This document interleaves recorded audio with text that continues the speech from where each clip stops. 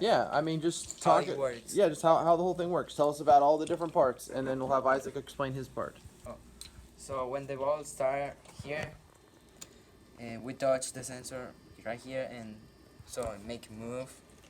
So after roll and come here, after we program, so we wait, so 5 seconds go up, and this can move. When this move, he detect and do it the code. After he roll it from all this area, depend the color, and if black and blue and purple come this way, it is red go here, and it is green go right in the middle. Gotcha.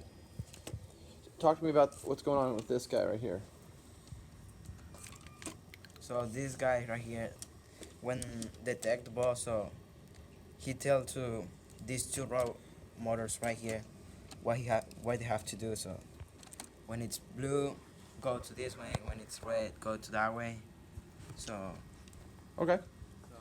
after the ball roll, and it is red, red go here, and when the touch sensor here detect the color, wait 2 seconds, and after this move and the ball roll it right here, so the robot arm can catch.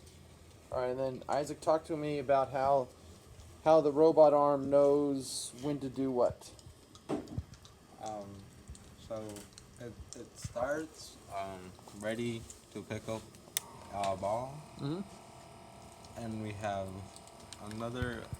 another brain to receive a signal from this touch sensor, which will send a signal here, and then it will transfer it to this arm, and then it will go back to the computer. Equal to 1, which was the signal. It would run the code to get the ball, closes the gripper, put the ball here, um, which that would send over here. Wait 2 seconds because this will lift up, push this button, and then wait 2 seconds, and then push this button, and it will restart back to this position.